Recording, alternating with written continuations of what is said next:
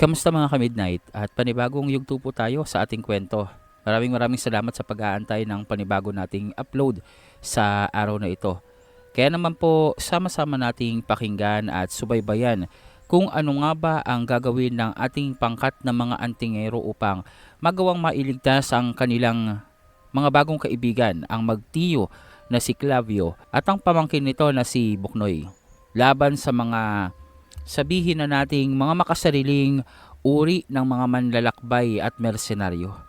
Siguro mga ka-midnight, normal lamang ito o natural lamang ito sa lugar na iyon, lalong-lalo na sa mundo ng mga kaluluwa at panahon kung saan o ang kanilang source of income ay patungkol o may kinalaman sa pagtugis ng mga halimaw at pagpapabagsak sa mga ito. Kung saan nga applicable ang terminolohiya na survival of the fittest. Kung magkagayon, ang ginagawa ng pangkat nitong mga nasa platinum level na mga mersenaryo na naroroon nga ang kausap itong si Clavio at tinabang ginagamit ang pamangkin na si Buknoy upang igawa sila ng mga makapangyarihan o malalakas na sandatang pantasmal. Naroroon naman itong sila Zen upang mag-obserba at mag-isip ng pagkakataon o tiyempo at kaparaanan upang mailigtas sila. Subalit tila yata sa pagkakataong ito ay hindi basta-basta ang kanilang gagawing pakikipaglaban o paggawa ng kaparaanan upang mailigtas ang kanilang mga kaibigan. Dahil kung matatandaan, ayon na rin dito kay Mang Clavio, ang mga mersenaryo na nasa antas ng platinum ay mga mersenaryong maaaring may koleksyon na ng kompletong pangkat ng mga sandata at mga alahas o mga kagamitan na may pangkalahatang epekto na nagpapalakas ng labis ng ilang ulit sa isang mandirigma na may tangan nito. O ika nga ay set effect ng weapons and accessories na maaari nilang magamit upang mag-survive o makatagal sa marahas na kapaligiran ng kapatagan ng mga halimaw. Kung magkagayon, kung titingnan sa punto de vista ng mga mersenaryong nasa antas ng platinum, ang kanilang ginagawa ay makatwiran at makatarungan lamang dahil sa ito ang nararapat at angkop upang patuloy silang mamayagpag sa kanilang paglalakbay at pagsupil sa mga halimaw.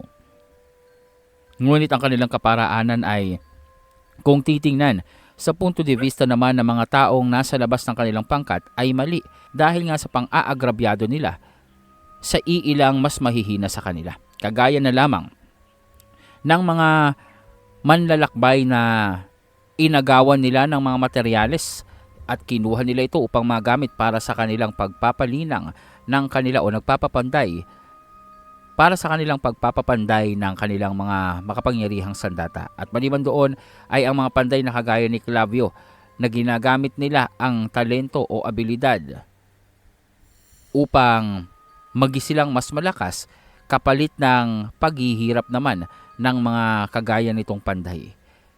Mga ka-midnight, sa ating pag-uumpisa sa panibagong yugto ng ating kwento, sana po ay wag nating kaligtaan ang pag-iiwan natin ng like sa video na ito at pagkomento ng inyong mga saloobin tungkol sa ating istorya. Mahaba-haba na po ang ating pinagsamahan sa seasons. Mahaba-haba na po ang ating pinagsamahan sa almost 4 seasons ng ating istorya. Kaya naman po sana i-recommenda natin ang ating mga videos kung naiibigan nyo ito. At kung bago ka pa lamang sa kwento o sa video na ito at sa ating channel ay mag-subscribe ka na. Dumako na po tayo sa istorya natin. At para naman po sagutin ang comment na ito ng ating isa sa mga solid na ka-midnight, kahaswang at taga-subaybay, na tila bang memoryado daw po natin ang ating mga inilalahad dahil nga sa kung minsan ay nakikita tayo o nasusumpong ang nakapikit sa ating kwento ay ipagpaumanhin nyo na po. Dahil kung minsan talaga ay inaabot po ng antok ang inyong lingkod sa tuwing naglalahad ng istorya. Ito po ay sa kadahilanan na hindi ko po memoryado ang mga kwentong inilalahad ko. Bagkus, ito po ay direktang nagmula sa ating imahinasyon at isipan at direktang inilalahad po ng walang anumang sinusundang script o ika nga impromptu. Kung magkagayon po, kung nakikita nyo akong minsan ay tila bang napapapikit at inaantok, ito po ay sa kadahilanan ng ating pagpapagana ng ating imahinasyon ng tuloy-tuloy upang dire-diretso ring mailahad sa inyo ang ating mga istorya. Again po, hindi natin memoryado ang istorya. Kaya naman po, kahit makikita nyo nakapikit tayo dyan o kung nakikita nyo ako nakapikit kung minsan, ito lamang po ay sa kadahilan ng ninanamnam natin at ina-access natin ang istorya sa ating isipan at upang mas maging malinaw ang bawat tagpo na ating inalalahad. Yun lamang po at balik na po tayo sa ating istorya. Paring Zen, ano nang blalak natin dito? Mukha yatang tama ang mga sinabi mo. Malalakas ang mga yan. Kahit si Tandang Amoy Lupa, yun din ang sinabi sa akin. Kahit siya, ayaw niyang patulan at lapain ang mga yan. Tila yata, mas mataas ang antas at kalidad ng kanilang kakayahan at kapangyarihan kumpara sa atin. Sa mga pagkakataong ito hindi ko naman sinabi na hindi natin silang malalamangan. Pero, at the moment, at the same time, while we are here, hindi talaga natin kaya silang tapatan kung kakaharapin natin sila ng sabayan. Tama itong si Kulas. Kung minsan pala meron namang sentido komon ang batang ito. Nakikita mo naman siguro kung papaanong dumadaloy ang aura ng mga nilalang na yan sa kanilang katawan at sa kanilang paligid. Hindi itong kagaya ng aura ng konsentrasyon ng kakayahan at kapangyarihan ng isang antingero. Ibang-iba ang kanilang puwersa. May dahilan kung bakit pinipigilan tayo ni Clavio upang makialam dito sa kanyang sigalot. Dahil alam niyang maski siya, hindi niyang kakayanin nakaharapin ng sabay-sabay ang mga nasa antas ng platinum na mga mersenaryo. Siguro, kung isa lamang, manos a manos, kakayanin niya ang kalabanin ng mga ito. Subalit, ang isang buong kalipunan ng mga mandirigmang nasa mataas na antas ay isang bangungot talaga pagdating sa kagaya niya. Lalong-lalo pa kung makikialam tayo na ni isa man lamang sa atin walang pantasmal na sandata. Maliban pa doon, ang mga palamuting tangan-tangan nila Kulas at Jimeno ay hindi pa nating alam kung paanong gumagana. Tama si Ninang. Ayan na naman tayo. Palagi na lang may tama si Ninang pag si Sir Ed ang magsasalita. Uy, wag kang maingay. This is a matter of life in this situation. It is very urgent. Kaya makinig muna tayo sa dalawang lovebirds. Kagaya ng sinabi ko, tama si Ninang. Gustuhin man natin ng agad na makialam at pamagitan sa labanang ito. Sa pagliligtas sa dalawang yan, kailangan natin itong gawin ng mahusay at maingat. Dahil mahirap manglunukin ang katotohanan. Di wag mong lunukin. Ikaw talaga. Di wag mong lunukin, Sir Ed. Ikaw talaga. Alam mo namang mahirap pala pipilitin mo pang lunukin. Mahirap mang tanggapin. Yan! Buti yan, kaysa lunukin. Mas mabuti yung tanggapin. Ano ka ba? Ang ingay-ingay mo! Moment ko to, Kulas! Kaya wag ka nang maingay pa dyan. Isa pa, kailangan nating makaisip ng mabilisan ng kaparanan kung paano silang ililigtas. Dahil base sa mga kwento tungkol sa kanilang nakalipas, malinaw na hindi nang bibigyan palang pagkakataon itong si Clavio upang mabuhay. Sa sandaling magawa niya ang kanyang mga sandatang, ibig ipagawa nitong mga mandirigmang ito. Teka lang, Zen. Nalalaman mo ba kung paano gumagana yung susing ibinigay sa'yo ni Mang Clavio? Hindi ba't ang sabi niya, gamit ito, mailalahad sa atin kung saan ang daanan patungo sa kanilang baryo. Maaari kaya natin itong magamit upang mailigtas sila? Hindi ko pang alam yan, Valentina, pero susubukan ko. Maliban pa doon, hindi basta-basta ang makalapit sa kanila. Sigurado akong mahigpit ang seguridad na ilalagay ng mga mersenaryong yan. Lalong-lalo na at alam nilang mapanganib ang kapaligiran ng kagubatan. Maliban pa doon, kung narating nila ang antas ng platinum sa kanilang pagiging isang mandirigma at manlalakbay, nangangahulugan lamang ito na hindi basta-basta kanilang pinagdaan ng mga karanasan sa pakikipaglaban at natitiyak ko ilang beses nang nalagay sa alanganin ng kanilang mga buhay.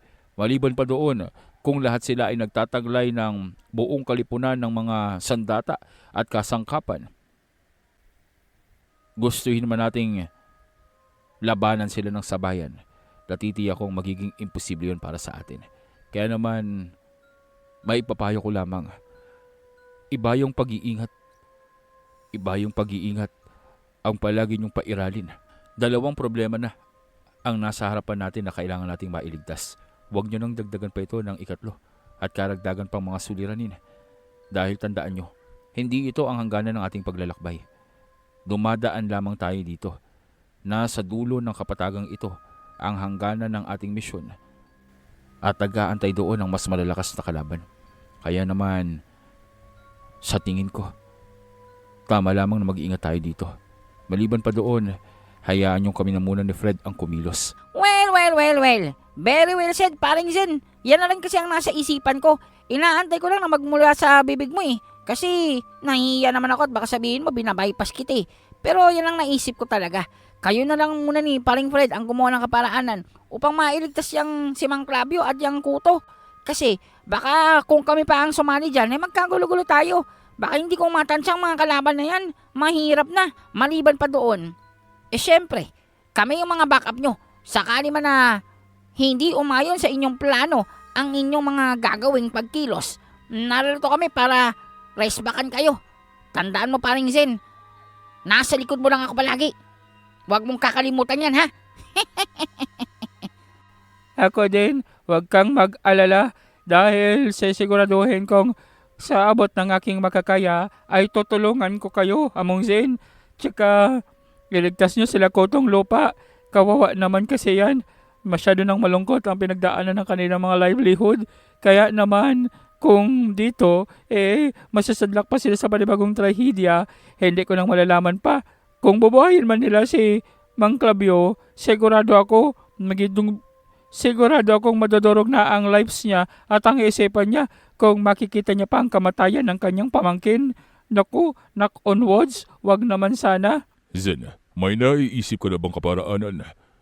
Mahirap kung susugod tayo ng harap-harapan. Sigurado ako, ilalagay nila ang pinakamatinding depensa nila sa harapan upang matiyak na walang makakapasok sa kanilang pansamantalang kuta kung saan kailangang ipanday ang kanilang mga sandata. Ano bang kaparaanan ang nasa isipan mo? Hindi ko pang alam sa ngayon pero pag-aralan natin.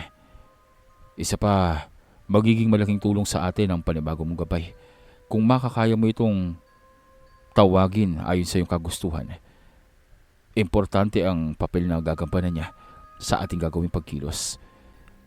Hindi ko alam kung sapat ang kalakasan ko upang kaharapin sila. Hindi ko alam kung sapat ang magiging kakayahan ng depensa mo upang protektahan tayong dalawa. Pero mas mahirap kung hindi natin susubukan. Hindi ko maatim na hayaan na lamang na makitang masawi sila Mang Clavio at itong si Buknoy nang naririto tayo. Kailangan may gawin tayo. Kailangan subukan natin. Samantala naman sa lumang bahay nitong sila Mang Clavio kung saan nalalapit na ang kanilang pagsapit sa pandayan o sa bahagi ng pandayan at naroong tanaw na nga nila ang buong kapaligiran ng simple at tila bang nilipasan na ng panahong bahay sa gitna ng kagubatan. Naroong agad ng pumosisyon itong mga mandirigma o itong mga mersenaryo upang matiyak ang kanilang kapaligiran. Ramdam nila ang pag-aali-aligid ng mga halimaw. Batid nila na anumang sandali maaaring ang kanilang mga kalaban o kakompetensyang pangkat ng mga mersenaryo at masadlak sila sa mga seryosong labanan na maaaring ikapinsala nila. Kaya naman ibig nilang tiyakin na may seguridad ang buong kapaligiran at maging handa sila anuman ang maaaring sumapit sa proseso ng pagpapanday nitong si Clavio ng kanilang mga sandata. Oy, Clavio, kaibigan, bakit yata ang bagal mo namang kumilos? Tandaan mo, nagmamadali kami upang matapos ang aming mga sandata. O baka naman, kailangan nating gisingin ang dugo mo. Aray! Anong ginagawa mo? Bitawan mo ako! Clavio. Gusto mo bang mahirapan ang pamangkin mo? Alam mo, maiksi ang pasensya ko sa mga bubuit na kagaya nito. Kaya naman, kung ako sa'yo, gumilos-kilos ka na dyan. Aray! Pakiusap, bitawan niyo siya. Hayaan niyo nang akong magpanday. Pakiusap, bitawan niyo siya. Gagawin ko na ang gusto niyo. Ano pa bang ibig niyo mangyari? Narito na tayo sa aking pandayan. Nangako ako sa inyo na gagawin ko ang inyong mga sandata. Kaya naman, parang awan niyo na. Huwag niyo nang pahirapan pa si Buknoy. Kung kumikilos ka ba kaagad, di wala na tayong pag-uusapan pa. Malaya na sana kayong dalawa kung tinatapos mo na yung pagpapanday ng aming mga pantasmal na sandata. Hindi yung panay palingon-lingon ka pang ginagawa. Huwag mong sabihin sa akin na nagbabalak kang tumakas. Balak mo bang abandonahin itong pamangkin mo? Kung sa bagay, ang mga duwag na kagaya mo ay tanging may pakinabang lamang sa mga ganitong bagay. At hindi nang nakakagulat kung abandonahin mo ang pamangkin mo dahil sa takot na nararamdaman mo. Pero Clavio, tandaan mo lamang, magawa mo mang tumakas dito. Hindi lamang itong pamangkin mo ang mananagot. Tutugisin ka namin kahit pa sa dulo ng mundong ito upang matagpuan ka at pahirapan at lahat ng mga mahalagang tao sa buhay mo.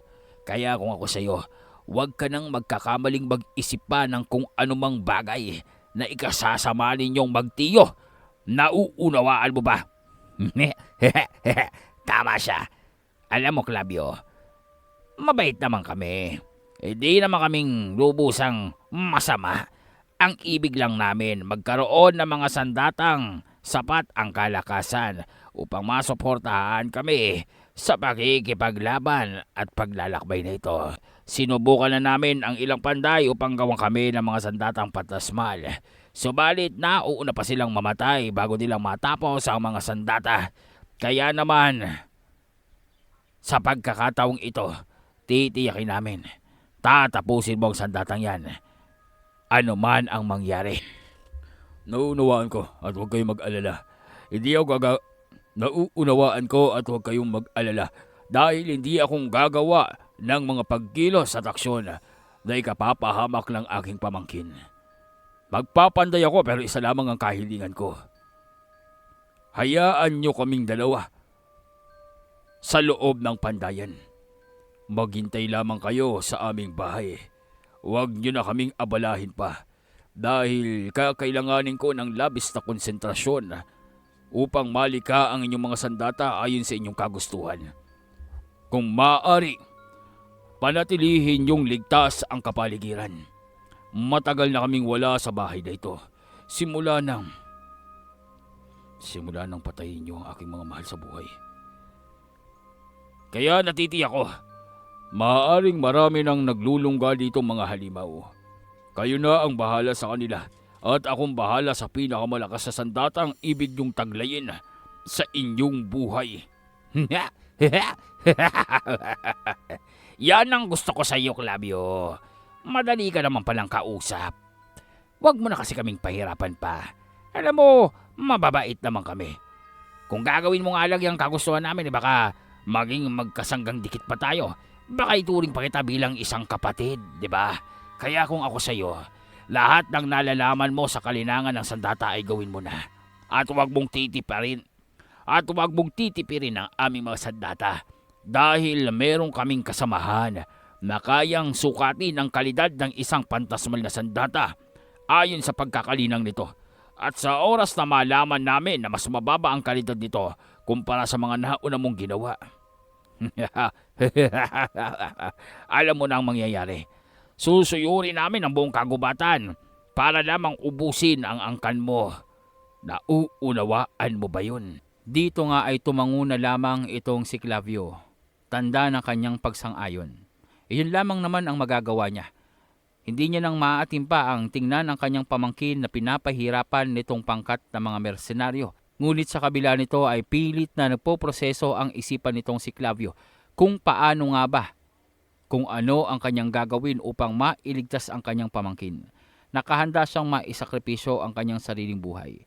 Mailayo lamang doon ang kanyang pamangking si Buknoy. Alam niya sa kanyang sarili na kung mapapahamak itong si Buknoy o may mangyayaring masama dito, mas lalo niyang hindi mapapatawad ang kanyang sarili at labis sa kalungkutan ang mararamdaman. At alam niya sa kanyang sarili, hindi lamang siya ang daranas ng labis na kalungkutan bagkos ang lahat ng mga taga-baryo lalong-lalo na itong kapatid nitong si Buknoy. Kaya naman, kahit pang ganoon na lamang ang panggigigil niya at kagustuhang pastangin ang pinuno ng mga mersenaryong ito, pinilit niyang ikalma ang kanyang sarili. Pinilit niyang kumbinsihin ang kanyang sarili na ayos lang ang kanyang nakikita. Kailangan niya itong tiisin alang-alang sa ganap na kaligtasan. Paring Zen, tingnan mo. Ano bang nilalagay nila dun sa paligid ng bahay? May mga itinutusok silang para mga patpat. Tingnan mo, pinapaikutan nila. Hindi ko alam pero sa tingin ko, isa yung kaparaanan ng seguridad nila upang matiyak na walang basta-basta makakalapit sa bahay na yan. Tila yata seryoso silang siguraduhin na matatapos ni Clavio ang lahat ng mga sandata nila. Fred, tayo na. Kumilos na tayo. Teka. Sigurado ba kayo hindi nyo na kailangan ng tulong namin ni Paring Jimeno? Sige kayo. Ako pa naman ang lucky charm ng grupong ito. Kapag di nyo ko sinama, baka mapahamak lang kayong dalawa. Dito ka na lang pa rin, Kulas. Hindi ba ikaw ang is-player namin? O, bantayan mo kami dito. Mamaya, mapahamak pa kami. Hayaan nyo na yan sina Among Zen at si Paring Fred. Mga matatanda na yan. Kaya na nila ang mga sarili nila. Tsaka isa pa, Paring Kulas, what if merong lumitaw na kalaban dito tapos ikaw nandun? Logi tayo. Siguradong nyari kaming lahat dito. Well. If you put it that way, may punto ka naman. Mukha yatang mapapahamak nga kayo kung wala si Master Kulas sa paligid nyo. Paring Zen, pasensya na kayo. Gustuin ko man na siguraduhin mapoprotektahan kayo sa gagawin yung misyon, pero mas matimbang sa akin ang kaligtasan nitong sina Paring Jimeno at ng lahat ng ating kasamahan. Kaya nyo na yung ipagtagumpay. Kung sakali man na kailangan nyo ng tulong namin, isigaw nyo lang pangalan ko. Sigurado ako, di ko yun maririnig. Joke lang. Magbabantay kami sa mga kaganapan dito. Gawin nyo ang lahat para mailigtas natin si Kutong Lupa at saka yung si Mang Clavio. Zen, sigurado ka ba dito sa gagawin mo? Sumama na lamang kaya ako sa'yo. Wag na, Valentina. Kagaya ng sinabi nitong si Jimeno, kailangan ng malakas dito. Kailangang may makasama sila dahil maliban sa mga mandirigmang yan, tandaan nyo, may mga halimaw tayong maaring makalaban dito. At hindi natin gugustuhin na lahat tayo ay mamroblema at mapinsala. Now that you mention it, Paring Zen, bakit ganito na lang kaya ang gawin mo? Hindi ba? Marami namang mga halimaw dito sa kapaligiran. O bakit hindi na lang sila ang hayaan mo makipaglaban dyan sa mga mayayabang na yan para naman maging busy sila? Opinion ko lang naman yon. Baka naman kaya mo kasing akitin papunta dito ang mga kalabang halimaw at para pagdiskitahan to mga platinum na to, mas mainam sana kung kagaya ng mga lobo na kulay pulang mata eh. Napaka-imposible naman yata ng sinasabi mo, Kulas. Akala ko naman tumino ka na. Bakit ganyan na naman ang pinagsasasabi mo? Ako pa talaga ang sinisi mo. Gano'n naman talagang naisip ko. Kung ako lang naman ang tatanungin, yun ang pinaka-effective, Ninang. Ikaw naman kasi masyado kang kontrabulati eh. Hindi masama ang ideya nitong si Kulas. Kita mo na. Sa unang pagkakataon, hindi ka tumama kay Sir Ed. No hard feelings. Sabi ko sa iyo talentado talaga ako. Sige Sir Ed, ituloy mo yan. We are all ears and nose to you. Kung magagawa nitong si Zen at Fred ang akitin ng ilan sa mga nilalang o halimaw na nagpapagalagala sa kagubatan upang gumawa ng eksena at agawin ng atensyon ng lahat ng nasa kapaligiran at baryo, natitiyak ko, hindi mahihirapan sila dyan sa pagkilos upang mailigtas ang magtiyo mula sa kamay ng mga mandurukot na ito. Susubukan namin kung anong magagawa namin pero hindi kami mangako. Ngunit maraming salamat sa ideya mo, Kulas. Sa palagay ko, isa na ito sa pinakamagandang ideya at pinaka-epektibo upang magawa nating magambala ang mga mandirigmang yan. Kung hindi natin sila kayang kalabanin ng sabayan, gagawa tayo ng alternatibong kaparaanan upang malindang sila. Yan lang sinasabi ko, Paring Zen. Kung nagdididikit ka ba naman sa akin simula nung bata pa tayo, di sana nahawaan kita ng aking pagiging matalino at magaling na tactician. Pero worry not. Dahil willing naman akong ibahagi sa inyo ito ng libre. Basta may pagkain lang ako. O paano? Kayo nang bahala dyan. Doon nga ay nag-umpisa ng kumilos itong si Zen at Fred. Nag-iwan ng huling kaway at hindi nang lumingon pa. Pakay nilang aralin kung ano ang maging pinaka-epektibong atake upang makuha ang mga bihag at maliban pa doon, kung kakayanin nila ay puksain ang pinuno ng mga mandirigmang ito nang sa gayon ay hindi na itong muli pa makapaggambala. Ngunit batid nitong si Rezen, wala doon ang kanilang punteriya. Ngunit batid nitong si Rezen, mas mahirap sa kanilang inaasahan ang maaaring maging kaharap nila sa sandaling ituloy nila at umpisahan nila ang kanilang plano. Ngunit determinado itong si Zen kung ano ang kaparaanan at pinaka-epektibong atake upang magawang masabayan ang kapangyarihan ng matataas na uri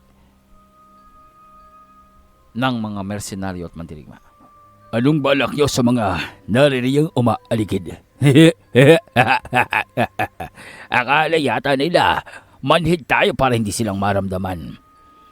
O kaya tang kasamahan sila ni Clavio.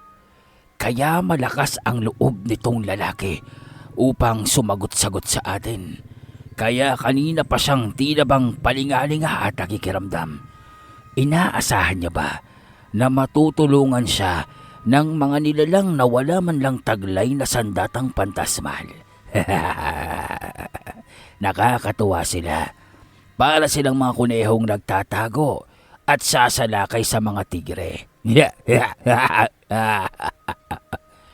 Hayaan nyo lamang silang lumapit dito. Wala tayong gagawin hanggat hindi silang sumusugod. Hayaan natin na isipin nila na hindi nating alam ang kanilang ginagawa. Saka na lamang natin silang kaharapin sa oras na naririto na sila, malapit sa ating teritoryo. Tingnan natin kung ano ang ibubugay nila. Batid ko, maaaring sila ang pinag-uusapang mga baguhang salta na naritong pinapaboran ni Gabriel. Subukan lamang nila.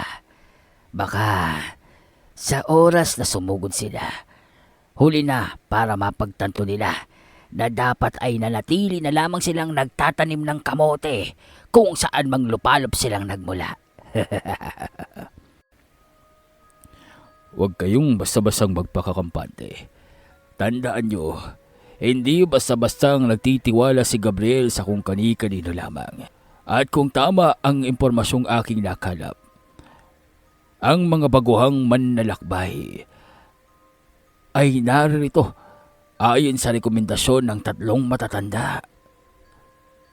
Ang ibig babag sabihin, ang 3 matatanda na nasa bungad.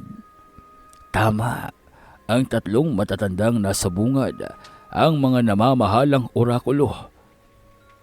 Dati tiyak ko, kung nagmula talaga sila doon, may inaasahan ang mga orakulo sa kanila. Kaya naman, maging mapagmatyag kayo at huwag kayong magpakakampante. Dahil ang pagiging kampante at kapabayaan ang maaaring maging sanhi ng ating pagbagsak.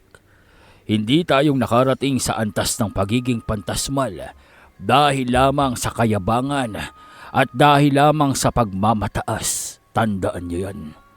Naririto tayo dahil sa sistemang ating sinusunod.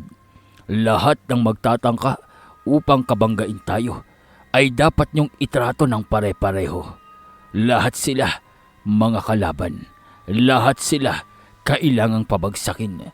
Mahina, malakas, anuman ang kanilang estado.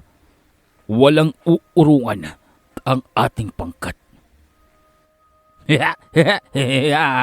Areglado, huwag kang mag-alala at ako ang bahala sa kanila. Susubukan ko lamang kung mapapaiyak ko sila bago silang mamatay.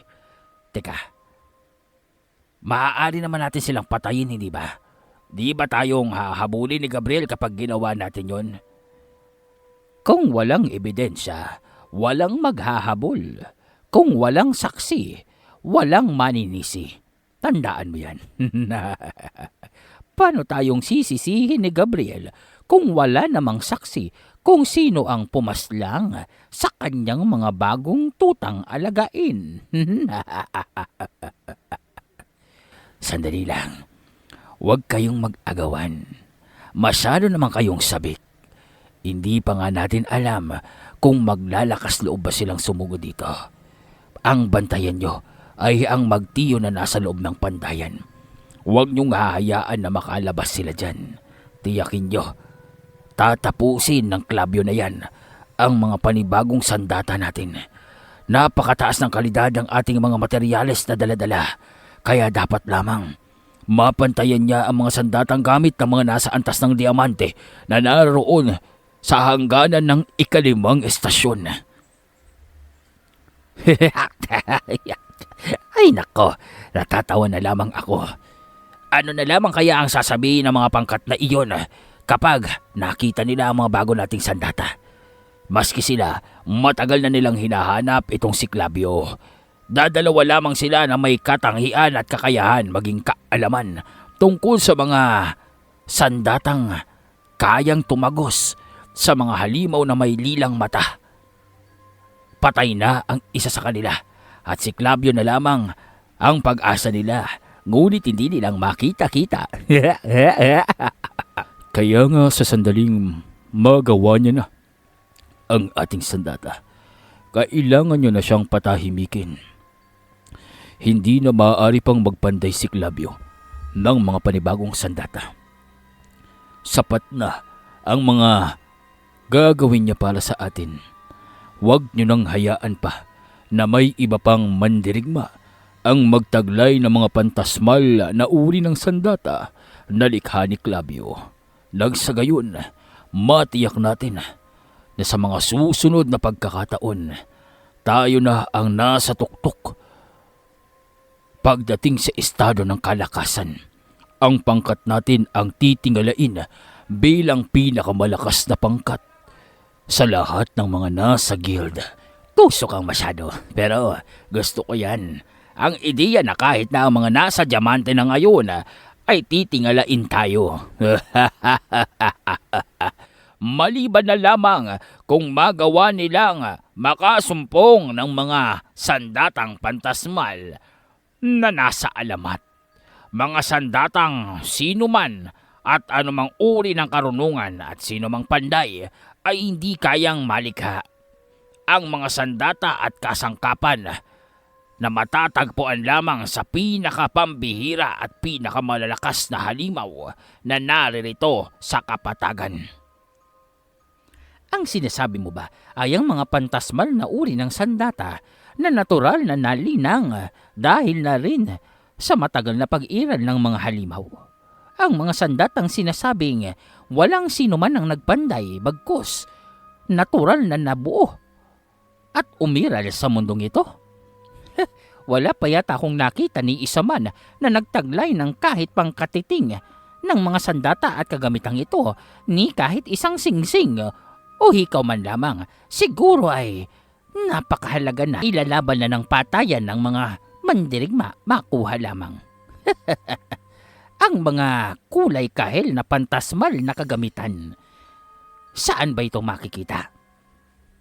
Sinasabing nasa dulo ito ng 5 estasyon. Papasok sa kasagaran ang tinatawag nilang 6.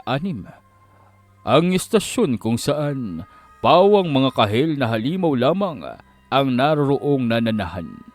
Pawang mga kahel na halimaw lamang ang umiiral at nabubuhay. Ang lugar kung saan maski na ang pinakamalakas na diamanteng grupo ng mga manlalakbay ay hindi nangangahas na pasukin. Magpasa hanggang ngayon, pinag-aaralan pa rin nila ang sistema ng pagpasok dito at nag-iipon pa sila ng puwersa maging ng pinakamalalakas na sandata at kalipunan ng kagamitan bagong subukang magkaroon ng ekspedisyon papasok sa 6. Tila yata mauuna pa tayo sa kanila. Oras na makumpleto nitong si Clavio ang ating mga pantasmal na sandata. Sasapat na ba ito upang magawa nating pasukin ang 6? Iyon ang orihinal na plano. Base sa aking pag-aaral, base sa impormasyon na nalipon natin sa maraming manlalakbay, ang uri ng pantasmal abismal na sandata na gagawin nitong si Clavio ay maaari nang tumapat sa mga halimaw na may kahil na mata sa ika-6. Mga sandata na maski na ang mga diamanteng mandarigma at manlalakbay ay naglalaway upang mahawakan. Ito ang ating pakay. Ito ang katuparan ng ating pangarap. At ang buhay ni Clavio ay magiging sakripisyo para dito. Ang kanyang dugo ang huling susi upang mabuo ang kapangyarihan ng pantasmal abismal na mga sandata at kasangkapan. At ang batang pamangkin niya ay kasama na dito. Hindi ko alam kung may maiaambag ang kanyang dugo, subalit parehong dugo ang nananalaytay sa kanilang dalawa. Ang dugo ng kanyang ama, ang kauna-unahang panday ng mga pantasmal na sandata. Kaya naman, mapalad tayo na nakuha natin sila. Sigurado ako, magugulat yung Clavio na yan kapag nalaman niya na ang kanilang dugo ang huling kasangkapan, sangkap para sa ating mga sandata. Hindi na akong makapag-antay pa na magilitan ng leeg ang Clavio na yan. Nagawa niyang makaligtas sa atin nang una nating tangkain ang kanyang pagkamatay. Nabigo tayo upang maidilig ang kanyang dugo sa ating mga sandata. Hindi epektibo ang dugo ng kanyang ama sa ating mga pantasmal na kagamitan. Iyon ay dahil sa naipasa na ng kanyang ama ang karapatan sa pagiging panday pantasmal dito kay Clavio. Kaya wala nang kwenta pa ang kanyang dugo.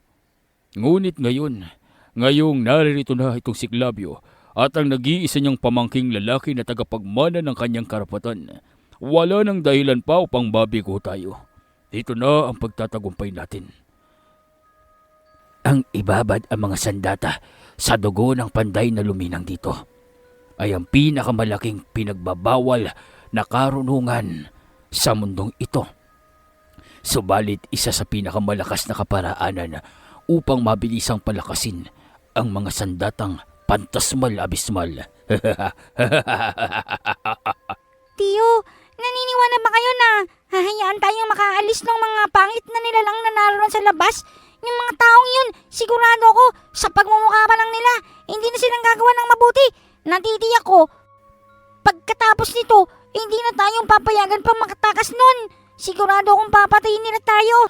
Alam ko yun, Boknoy. Pero huwag ka mag-alala. Gagawa ng paraan ng tiyo mo. Gagawa ko ng paraan upang makatakas dito. Hindi nila ako mauuto. Maliban pa doon, hindi pa nilang nalalaman na walang kagamitan ng pagpapanday dito sa ating lumang bahay. Naririto lamang tayo sa loob upang makagawa ng kaparaanan upang makatakas. Kailangang mapuntahan tayo ni Lezen. Hawak niya ang isa sa mga susi. Kapag napagtugtong natin ang susi ko at ang kanyang hawak na susi, makakagawa tayo ng daanan pabalik sa ating baryo upang hindi na tayong masundan pa ng mga mersenaryo na yan. Kaya naman, huwag kang lalayo sa akin. Tiyak ako, gumagawa na ng kaparaanan si Lezen upang makalapit dito. Ngunit hindi ito magiging madali. Hindi mahihina ang kukote ng mga mandirigma na yan. Lalong-lalo na ang kanilang pinuno. Habang nagaganap ito, habang naroroong maigting ang seguridad na ipinapairal ng mga mandirigmang ito, habang binabantayan ang pandayan at inaantay na malikha nitong si Clavio ang kanilang mga sandata, naroroon naman itong si Zen at Fred na patuloy sa pagpapaikot sa lugar na iyon, sa patuloy na pag-iisip ng kaparaanan, sa paglalatag ng mga patibong upang kung sakasakali man na hindi umayon sa kanilang plano ang mga kaganapan, ang mga patibong na ito ang maaaring magsalba sa kanilang mga buhay. Alam ni Zen, mataas ang posibilidad na alam na ng mga kalaban nila na naroroon sila. Alam ni Zen, nagpapakiramdaman na lamang sila. Matalino ang pagpapasya ng mga kalaban na mag-antay na sila ang unang sumugod. Subalit hindi ring basta-bastang susugod itong si Zen dahil alam niya ito ang isang pagkakamali na hindi nilang maaari at kayang gawin. Zen, tila yata sa lagay ng kapaligiran, maging sa daloy ng kanilang mga mana, kalmadong kalmado sila. Tila yata inaasahan nila na hindi natin magagawang basagin ang kanilang depensa. Mahigpit ang seguridad nila sa pandayan. Alam ko yun. At mas mahigpit ang seguridad nila sa labasan ng pandayan. Maliban pa doon, sigurado akong inihahanda lamang nila ang kanilang mga sarili. At kung sakasakaling magpakita tayo at tayo ang unang gumawa ng pagkilos, sigurado ako, yun ang pagkabigo natin. Kaya kaunting pasensya lamang, Fred. Antayin natin ang pagdilim. Ang ibig mo bang sabihin, sasalakay tayo sa pagsapit ng kadiliman? Tama ka. Kung tama ang mga narinig ko sa pagkikwento ng matanda tungkol sa mga pantasmal na sandata, sa pagsapit ng dilim ay nag-iiba ang kakayahang taglay nito at may ilang minuto tayong pagkakataon upang pumasok sa kanilang kuta nang hindi nilang magagamit ang mga pantasmal na sandata. May kaunti tayong pag-asa na magawang mapasok ang pandayan nang hindi nila tayong napapaslang. Ngunit napakaiksi ng panahong ito at hindi ko alam kung paano nating malalaman. Nakaligtaan mo na ba, Zen? Hawak-hawak ko ang isa sa mga pantasmal na uri ng kagamitang ibinigay mo. Ang kahel na singsing nito. Tama ka. Tingnan natin kung apektado nito ng sinasabi ng matanda na pagpapalit ng liwanag at dilim. Sa oras na makita natin ang pagbabago dito, iyon ang hudyat sa atin para pumasok. Oy, teka lang. Ang tagal nyo naman kasi. Akala ko naman susugod na kayo. Nabibitin na kami. Ano ba talagang pakay nyo? Kanina pa kayo nagbubulungan dito Nagja-jack and boy ba kayo dyan? Ang sabi ni Paring Kulas, masama daw ang kutob-kutob niya, kaya gusto niya nang sumama sa pagsugod. Kami din, Zen. Hindi kami matatahimik kung doon lamang kaming mag-aantay sa inyo. Tutulong na rin kami. Kung dito man kayong mamamatay, gusto naming magkakasama na tayo. Ayaw naming mahaiwan dito habang pinapanood kayong pinapaslang ng mga mandirigmang yan. Isa pa, may pakiramdam kami. Hindi ito magiging madali para sa inyong dalawa. Kaya naman hayaan yung tumulong kami. Tama ang dalaga, Zen. Hayaan mo na kaming tumulong sa inyo. One for all for one. Iyon ang dapat na tema natin.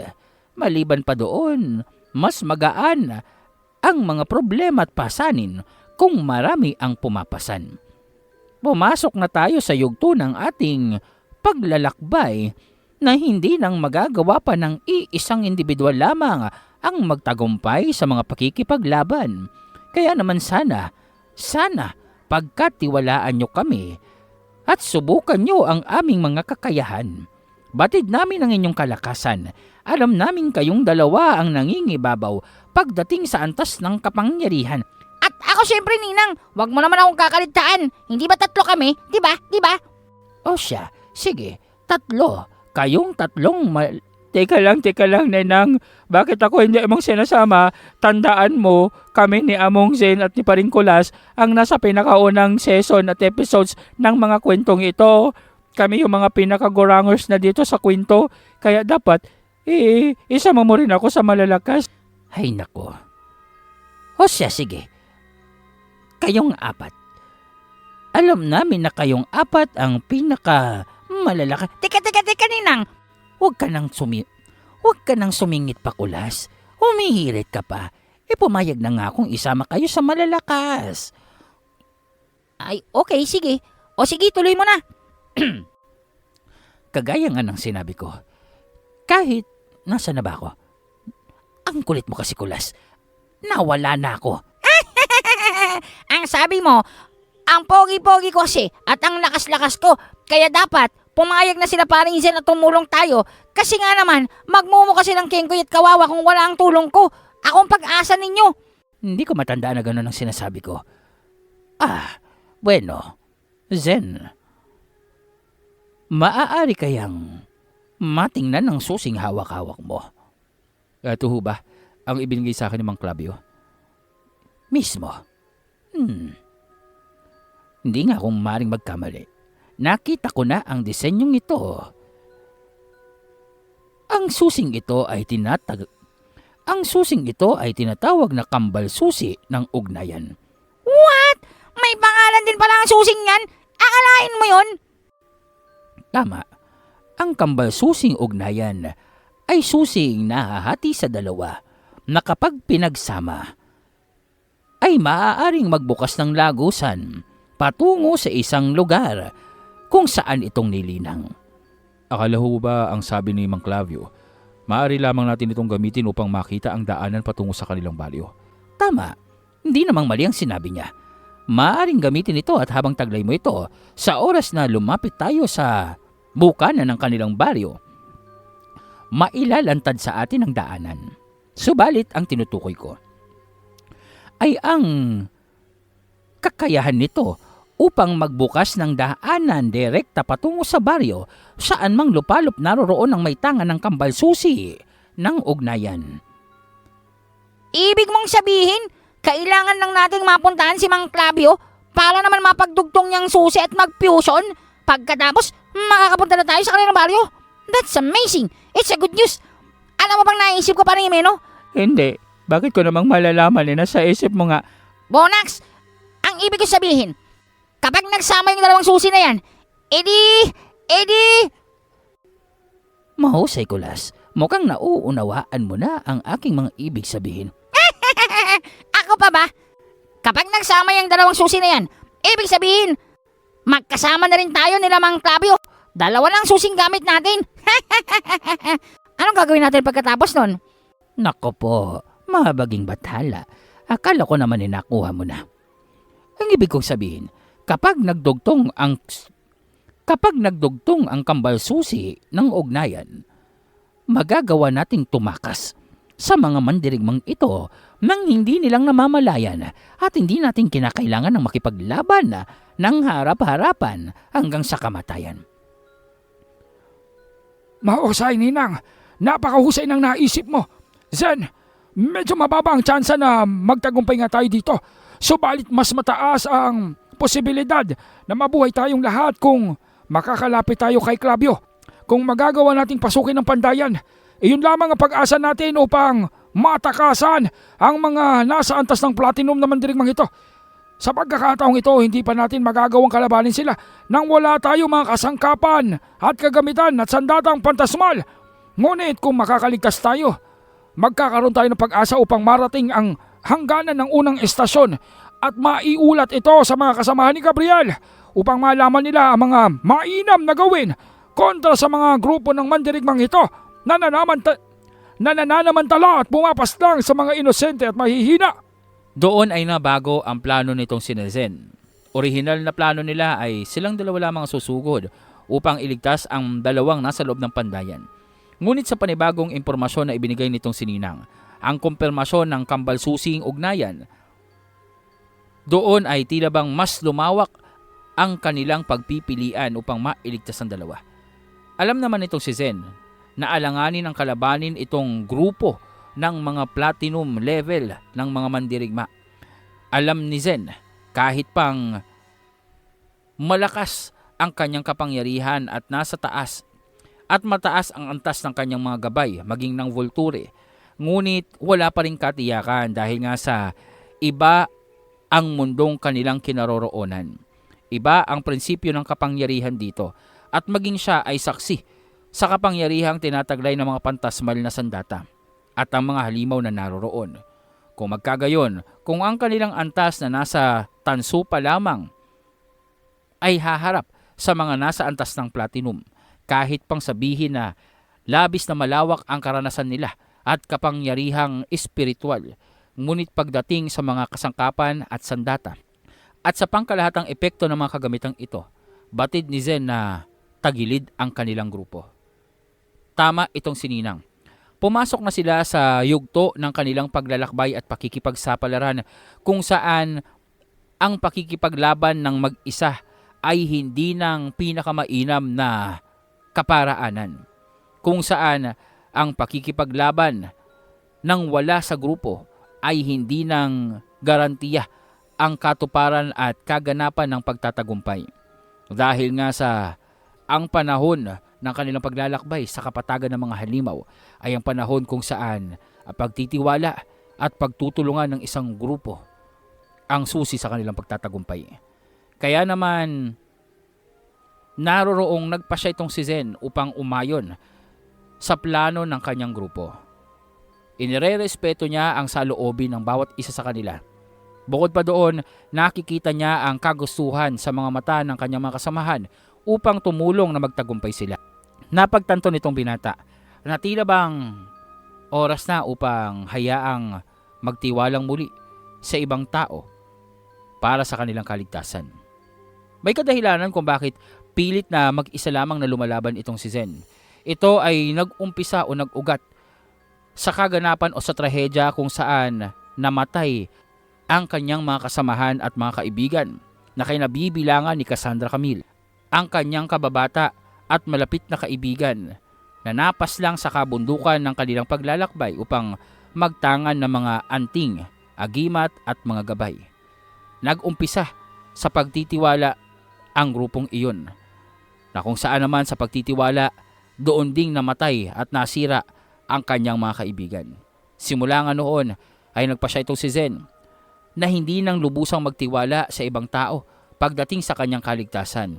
Subalit tila yata ang mga bagay na iyon ay hindi nang subalit tila yata ang paniniwala niyang ito ay nabago na dahil na rin sa mga kasamahan niya ngayon. Bagamat hindi pang nagtatagal ang kanilang pagsasama, ngunit ayon sa kanyang memorya, ayon sa memorya ng bersyon ng Zen na nagmula sa sinauna, ang pangkat na ito, ang kanyang itinturing ng mga kaibigan, ay maaari niyang pagkatiwalaan ang kanyang buhay. Kung gayon, gagawin natin ang plano niyo. Base sa natatandaan namin ni Fred, sa pagsapit ng takip silim, ay magpapalit ng kakayahan at anyo ang mga pantasmal na kagamitan. May ilang minuto na maaaring hindi aktibo ang kapangyarihan ng mga pantasmal na sandata. Iyon ang magiging pag-asa natin upang mapasok ang lugar ng pandayan. Bagamat alam kong haharangan tayo ng mga mandirigmang yan, ngunit mas bababa ang posibilidad ng kanilang pagtatagumpay kung wala ang mga pantasmal na sandata nila. Bagamat hindi ko sinasabi na mahina sila, alam kong ang kanilang karanasan sa pisikal na pakikipagkumbate ay nasa mataas na antas rin. Subalit, kung wala ang kanilang mga pantasmal na sandata, kapareho lamang natin sila. Mahusay kung ganon. Kung gayon, mag-aantay tayo sa pagsapit ng pagdilim. Ang takip silim ang ating magiging pag-asa. Ang kadiliman ang magbibigay sa atin ng liwanag upang magtagumpay sa planong ito. Sa sandaling iyon, Zen, kailangang agad mong malapitan itong si Clavio upang mapagana ang kambalsusing ugnayan. Hindi na tayo maaari pang magsayang ng oras dito dahil oras na manumbalik ang kapangyarihan ng mga pantasmal na sandata. Kamatayan lamang ang nag-aantay sa atin. Ayos! E di, buo ng plano. Sabi ko sa inyo ako lang talaga ang susi upang malinawan ang isipan nyo. Kita nyo, kanina, your mind is very clouded. Mahina ang inyong kokote at limitado ang inyong mga options. Pero dahil sa akin, sa pangimasok natin dito sa plano ni Paring Zen, o di ba, mas lumawak yung inyong mas lumawak ang inyong kaisipan at mas naging malinaw ang inyong pagpapasya. Sinasabi ko sa inyo, hindi lahat kailangang idaan sa dahas dahil ang iba kailangang idaan lamang sa masusing pag-iimbestiga, pag-oobserba at pagpaplano para maging smooth. Tingnan nyo, hindi naman kailangan kombate lagi. Di naman kailangan tagisan ng kapangyarihan lagi. Minsan, utakan lamang. Daig ng mas mautak ang mas malakas. Tama ba, Palinsen? Apir! Oo, tama ka dyan. Pasensya na kayo pero kasalanan ko ito. Nagiging makasarili ako. Nawawalan ako ng tiwala sa ibang tao. Kaya naman mas pinipili kong sarilinin ang mga pagpapasya at pakikipaglaban. Pero batid ko na sa pagkakataong ito, hindi tayo magtatagumpay kung magkakanya-kanya tayo. Maliban pa doon, hindi naman ditong usapan kung sino ang malakas. Ang usapan dito kung paano nating maililigtas ang ating mga kaibigan. At hindi na dito ang issue kung mas makapangyarihan tayo sa kanila. Dahil mahirap mang aminin pero sa kabila ng kakayahan ko, sa kabila ng alaalang nasa akin, at sa kabila ng kasagaran ng atas ng kapangyarihan nitong si Fred, nababatid ko, kakapusin pa rin tayo kapag kinaharap natin isang buong grupo ng platinum level ng mga mandirigma. Kagaya nga ng nasa memorya ng Zen na nakapaloob sa akin. Sa mundong ito, sa ating pagkabuhay at paglalakbay, meron at merong mas malakas sa atin. May mga nilalang ang mas lampas ng kakayahan kumpara sa atin. At may mga mandirigma na maaaring sa isang iglap kunin sa atin ang ating tagumpay. Kaya naman, ibig kong humingi ng pasensya sa inyo kung naging makasarili ako. Asus! Masyado ka namang madrama, paring Zen. Hindi bagay sa'yo. Magseryoso ka na lamang dyan. At saka, what's our friends are for? Ganyan naman talaga. Alam naman namin na gusto mo lang pasanin ang lahat ng problema at mga suliranin natin para hindi kaming mahirapan. Alam mo, paring Zen, inirerespeto ka namin dahil alam namin kung ano ang kapasidad mo at alam namin kung gaano mong kamahal itong si Valentina. Kamahal ang ating pangkat. Isa pa, nakikita namin yung mga sakripisyo mo, yung mga pagsikreto-sikreto mo ng paglabas at pag-iikot upang protektahan kami. Aba, na-appreciative namin yun, ano? Pero, hindi naman sa lahat ng oras kailangan mong pasanin ang lahat.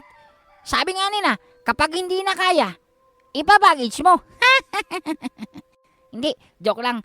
Alam mo, paring Zen, kung narito lamang yung Zen na kasama namin sa sinaunang panahon, ganon din ang sasabihin sa'yo. Hindi, I doubt it.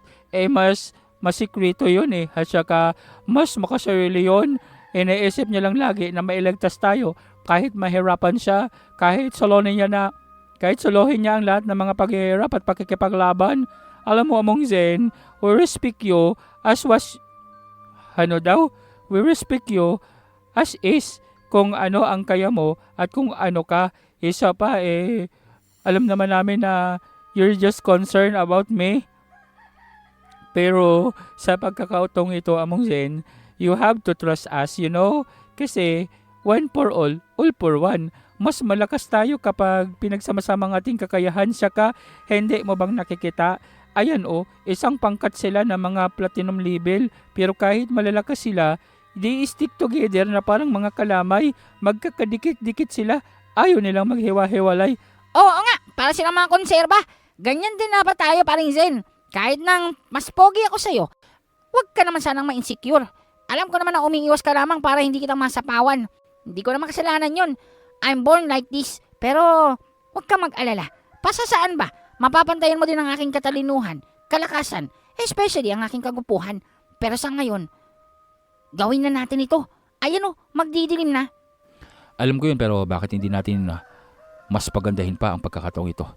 What do you mean? Anong gagawin mo na naman? Di ang ideya mo. Fred, tara na. Kulas, kailangan ko ng tulong nyo. May mga ilang halimaw ang nararito ayon kay Fred. Maaari natin silang pasunurin papunta dito.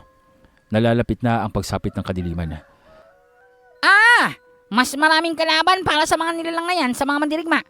Mas mahusay. Tama ka dyan, paring Zen. Ang tali-talino ko talaga. Minsan nasusurpresa ako sa katalinuhan ko. Hindi ko nang mapigilan at nag-uumapaw. O siya, tara na. Ang lalaki naman yan, Among Zen. Baka naman kainin tayo niyan bago natin silang maakit papalapit dito sa pandayan. Huwag kayong mag-alala. Nakaabang na ang mga ilusyon ko. Nag-uumpisa na silang hatakin ng mga halimaw na yan. Kailangan na lamang natin ay maiparamdam sa kanila ang ating presensya. Nang sa gayon, mas manggigil sila. At sa oras na makapasok sila dito sa teritoryo ng pandayan, dumaan kayo sa mga portal na ginawa ko. Pansamantala lamang ay maikukubli ang inyong mga presensya at maibabalik kayo dito sa lugar na to. Ngunit hanggang doon lamang makakaya ko. Sa kasalukuyang kapangyarihan ko, hindi ko pa kaya ang pangmalayo ang teleportasyon. Lalong-lalo na hindi ko kayang pasukin ang baryo nila Mang Clavio. Pero sapat na yun para maiiwas kayo sa kapahamakan na dulot ng mga halimaw na yan. Huwag niyong kakaligtaan. Arignado, paring Zen. Tara na. Doon nga ay nag-umpisa sila sa kanilang operasyon. Pakay nila ang hatake ng mga halimaw na naroroong umaali-aligid upang maagaw ang atensyon ng mga mandirigmang nagbabantay sa pandayan. Sa oras na mag-umpisa ang kaguluhan na dala ng mga halimaw, kahit pang inaasahan ng mga mandirigmang ito ang pagsugod nila Zen, mauukupa ang kanilang atensyon at mauukupa ang kanilang puwersa sa pagpigil sa mga halimaw na ito. Dahil nga ang mga halimaw na ito ay nagkukulay pula at lila ang mga mata. Hindi na itong mga taong lobo, bagkos tila yata ang ilan dito ay mga serpiente at ang iba naman halos tila bang uri o hugis, wangis ng tao na may katawan ng ahas na naroroong nagpapagala-gala sa kapaligiran. Maliban pa doon ay ang mga ibong tila bang nag-aapoy at maitim ang balahibo. Kulay lila ang mata na naroroong pagkalaki-laki. Makikita din ang tila bang mga lagaring ngipin nito at ang nakakatakot at garalgal na paghuni nito at pumapaikot-ikot lamang doon upang mangdagit ng kanilang mga biktima. Maging ang mga taong lobo na minsang nakalaban nila Zen ay pagkain lamang sa mga ibong ito. Ibig sabihin, maaaring mas malakas ang mga nilalang na ito. Ngunit kung titingnan ng malapitan ang mga ibong garalgal, makikita na tilang mga taong ibon ng mga ito. Walang pag-aalinlangan kagaya ng disenyo ng plano nitong sila Zen. Naroroong lumikha ng ingay at gulo itong sila Kulas upang maakit ang mga halimaw na ito. Kasabay nito ay ang mga ilusyon nitong si Zen na inaatake ng mga halimaw. Kasabay nito ay ang mga ilusyon ni Zen na lumilikha ng daanan patungo sa pandayan. Sa bawat pag-atake ng mga halimaw na ito sa mga inaakala nilang tao, naroroong nailalahad sa kanila ang daanan patungo dito sa pandayan, kung saan naman sa pagitan nito ay naroroon sila Kulas na lumilikha ng ingay upang mas maging agresibo ang mga halimaw. Maliban pa doon, ang kanilang pagpapakawala ng ora ay tila bang pagkain para sa mga nilalang na ito. Anong nangyayari? Anong ginagawa nila? Maggagabi na. Bakit nag-iingay pa sila sa labas? Balak ba nilang magpakamatay? Alam nyo naman, mga baguhan ng mga yan, kaya hindi nilang nalalaman ang kanilang ginagawa. Maaaring akala nila madali lang ang pakikipaglaban sa mga halimaw ng kagubatang ito. Hayaan yung mga halimaw na lamang ang pumatay sa kanila. Di na tayong mapapagod pa. Nalintikan na. Tila yatang nasiraan ng loob ang mga manlalakbay na yan. Iyan ang problema kapag inirekomenda lamang at hindi dumaan sa tamang proseso ang mga manlalakbay. Hilaw ang kanilang kakayahan at karanasan. Hindi sapat ang tibay ng kanilang kalooban upang mabuhay sa kagubatang ito. Tila yata sila na mismong nagukay ng kanilang mga sariling libingan. Mas madali at mas magaan ito. Mas magiging paborito sa atin. Hayaan nyo na lamang sila. Lingid sa kaalaman ng mga mandirigmang ito, sinasadya ito nila Zen at wala silang kaidi-idiya na ang mga halimaw na ito ay naroroong nasa daan na patungo sa kanila. Hanggang sa marating nitong sila Kulas ang marka kung saan naroroon ang maliit na portal na nilikha ni Zen upang daanan ng kanyang mga kaibigan pabalik sa kanilang pinagkakatuguang lugar. Nang lumusot dito sila Kulas, naglaho ang portal at naroroong nalantad dito sa mga halimaw ang liwanag ng apoy ng mga mandirigmang naroroon sa lumang bahay nila Clavio. Maliban pa doon, naroroong papalubog na rin ang liwanag ng araw. Eksaktong pagkakataon ng makita nila Zen na ang mga kagamitan nila Kulas, Jimeno at Fred ay tila bang nawalan ng kulay at buhay at kinang. Ito ang hudyat ng pagkawala ng pagiging aktibo ng mga pantasmal na kagamitan at sandata. Eksaktong oras kung saan tumambad sa harapan ng mga mandirigma ang mga halimaw. Ano ito? Ang mga halimaw? Bakit naririto? Nagawa na ba nilang makain ang mga mandirigmang baguhan? O hindi? Bakit ngayon pa? Magsipaganda kayo. Tandaan nyo, hindi aktibo ang ating mga sandata. Papaanong nangyari ito sa ganito pang pagkakataon? Hindi. Posible kayang sadya ito ng mga manlalakbay na yun. Posible kayang itong plano nila. Madali kayo. Protektahan nyo ang isa't isa. Siguraduhin nyong hindi makakalapit yan sa pandayan. Tingnan nyo! Marami pang paparating! Nalintikan na. Ano gagawin natin? Napakadami. Sandali. Mga kulay ubing mata. Papaanong narito yan? Naroroong nagkagulo ang mga platinum level na mandirigma dahil nga sa nakaasa sila sa kanilang mga sandata. Oo, at mataas ang kanilang karanasan sa pakikipaglaban. Marunong sila sa pisikal na kumbate. Ngunit maging sila, batid nila na hindi uubra ang kanilang mga kakayahan kung wala silang tinataglay ng mga pantasmal na sandata. May 5 minuto bagong muling maging aktibo ang kapangyarihang pantasmal ng mga sandata nila. Ibig sabihin, may 5 minuto na kailangan nilang kalabanin ng mga halimaw na ito gamit lamang ang kanilang mga natural na lakas. Sa pagkakataong iyon, nanghina ang kanilang pandama at hindi nilang magawang maramdaman kung saan naroroon itong sila Zen. Napakahusay ng plano natin. Tingnan nyo, busy silang makipaglaban dun sa mga halimaw. Nakakatakot ang mga nilalang na yun Paano kapag nakain sila? Siguradong tayo ang susunod na kakainin ng mga halimaw na yan. Kaya nga bilisan nyo na. Dito ang daanan. Kuya, dito! Tiyo Clavio, tingnan niyo sila Kuya Zen, narito! Mabilis ngang lumapit itong sila Zen kung saan naroroon si Boknoy, na noon pala ay nakaabang na at tumatanaw-tanaw sa labasan upang makita at umaasa na naroroong lalapit sila Zen. Hindi nga ako nagkamali. Naririto kayo.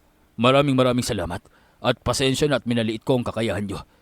Ayaw ko lamang na madamay kayo sa problema ng aming pamilya. Pero maraming salamat na rin at naririto kayo. Wala na tayong oras para mag-usap pa dito. Mang Clavio, ang susi. Bilisan nyo, pagganahin nyo na ang kambal susing ugnayan. Kung gayon, nalalaman nyo ang tungkol sa susing ito. Areglado, Zen, itaas mong susi mo. At doon ay tilabang sumambit ng iilang kataga itong si Mang Clavio.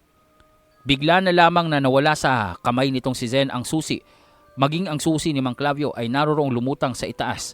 At doon ay lumikha ito ng bilogang portal na kulay itim na agad silang hinigop.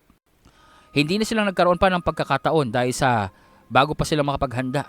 Naroroong nakapasok na sila sa portal at ibinagsak sila sa bukana ng baryo. Aray ko po! Ang sakit sa puwet! Paring Meno, umalis ka na dyan sa ibabaw ko! Ang bigat-bigat mo! Tika lang, andito si Bibibing. Bibibing my dear, pwede bang umalis ka na dyan? Ang bigat-bigat na kasi. Ganun. Nabibigitan ka na sa akin. Hindi mo na ako mahal? Kulas, teisin mo na lang muna yan. Mukhang okay lang ako dito. Anong okay ka lang dyan? Ako naman ang natutulog dito. Parang yung mga backbones ko nagiging pulbos na. Oy, Bebebeng, umalis ka na dyan. Mamaya ka nang lumambing-lambing dito kay parang Imeno. Huwag nyo na akong idamay pa dyan. Lahat ba ay naririto? Naririto ako. Ay, buti na nakabalik tayo dito. Ayos lang ba ang lahat? Mukha namang narito ang lahat, di ba? Oo, Among Zen, buti na lang. Hindi kong in-expect yun. Ang galing naman ng susing kambal ng ugnayan na yon. Hindi na natin kailangan kalabanin pa sila. Kamusta kaya sila doon? For all I know, baka namatay na sila at kinain na ng higanting ibong tao na yun. Nakakatakot yun. Akala ko tayo na yung kakainin niya Parang mga uod siguro ang tingin sa atin ng mga yun. Masyadong maaga pa para magbunyi. Natiti ako at nakagawa ng kaparaanan ang mga mandirigmang yun upang makaligtas. Isa pa, 5 minuto lamang ang palugit upang manumbalik ang kapangyarihan ng kanilang mga sandata. Sigurado ako, oras na makaligtas sila ay tutugisin nila tayo at hindi silang titigil. At hahanapin nila ang ating kinaroroonan. Lalong-lalo pa dahil dyan. What? Maria, ang likot-likot talaga ng kamay mo Bakit dala-dala mo yan? Bakit? Alam kong matataas na uri ng mga materialis to. Sayang naman kung iwan natin doon. Isa pa, kung gawin tong kasangkapan natin at mga sandata, o hindi ba, mas malakas na magiging kagamitan natin kesa naman iwanan nyo doon at pakinabangan ng mga kawatan na yon. May points ka dyan. Ang galing mo Nadala mo bang lahat? Oo naman, ako pa ba? Wala akong iniwan doon. Mang Clavio, siguro naman ay malinaw sa inyo. Kailangan yung igawa kami ng mga sandata. Kung gusto nyong manahimik ang buhay nyo, hayaan nyong kami nang tumapos sa mga mandirigmang yon. gamit ang mga pantasmal na sandatang dapat ay gagawin mo para sa kanila. Oo nga, Mang Clavio. Siguro naman sa ngayon, pwede ka namang Oo nga, Mang Clavio. Hindi ba naming maaaring maantig ang puso mo at igawa mo na kami ng mga sandata? Hindi ka bang nagkukonsensya? Paano kapag kami ang ginantihan ng mga malalakas na mandirigma na yon? Wala kaming sandata dahil sa'yo pag namatay kami, kaya ba ng konsensya mo? Oo nga, mayayari kami sa mga plato na yun. Dapat itulungan mo kami, Mang Clavio. Dahil sa, hindi naman sa nanunumbat ako, pero isinakripisyo namin ang buhay namin para iligtas kayong dalawa. Kamuntikan pa ako makain ng ibong tao na yun eh. Kaya naman, baka naman, pwede mo ba kaming igawa ng mga tagi-isang sandata? Ang pagligtas namin sa inyo ay pagkukusa namin. Hindi lamang naming matiis na hayaan kayong mapahamak doon, pero hindi itong nangangahulugan na obligado kayong igawa kami ng mga sandata. Kayong bahala kung anong gusto nyo gawin. Masaya lamang kami na nakaligtas na kayo nitong si Buknoy. Tiyo, pakiusap, pagbigyan nyo na sila. Alam kong kayo ang pinakamagaling na panday dito sa kagubatan. Igawa nyo na po sila ng mga kagamitan nila para po magtagumpay po sila sa kanilang paglalakbay. Kawawa naman po sila kapag sila po ang ginantihan ng mga masasamang tao na yun.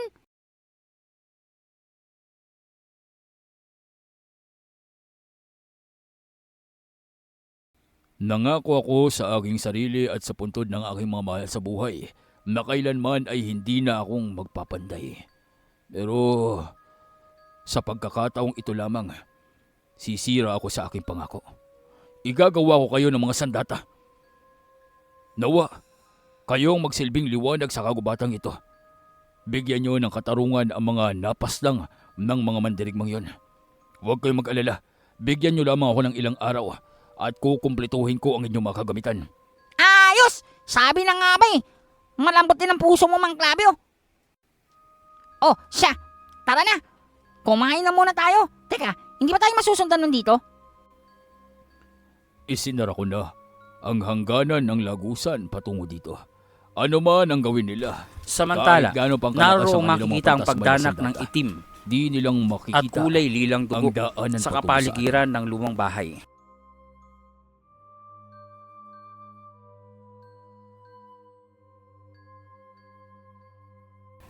Duguan ang pangkat ng mga platinum level ng mandirigma. Ilan dito putol ang kamay. Ang ilan ay narong nakahandusay at nanghihina. Makikita ang pinuno nito. Hawak-hawak ang kanyang napakalaking espada na naroroong bit-bit ang ulo ng huli sa mga halimaw na sumugod sa kanila. Buwisit kayo. Clavio, magbabayad kayo at ang mga dayuhan na yan, ang mga bagong saltang mandirigma. Hahanapin ko kayo kahit pa sa dulo ng mundong ito. Magbabayaran nyo ang ginawa nyo sa amin. Pagbabayaran nyo ng mahal! Mga ka-midnight, dito muna nating tatapusin ang ating kwento sa gabing ito. At sana po, hindi kayong nabitin. Mabuti na lamang po at nagawang makaligtas nitong sila Zen nang naiwasan pa ang pakikipaglaban. Hayag po sa atin kung gaano kalakas ang mga platinum level na mandirigma kapag taglay nila ang kabuuan ng kapangyarihan ng kanilang mga pantasmal na sandata, na kahit pa ang mga halimaw na may kulay ubing mata ay hindi silang nagawang tapusin. Ngunit dahil lamang dito ay mas naging mainit ang kanilang pangkat naging mas mainit ang kanilang pangkat sa mata ng mga mandirigmang ito. At tila yata nakagawa pa sila ng mga kalabang hindi basta-basta dahil sa kanilang pagliligtas kay Clavio at kay Buknoy. Subalit, ito na ba ang umpisa ng kanilang bagong pag-asa? Nagpasya na si Mang Clavio na lumikha ng mga pantasmal na kagamitan para sa kanila.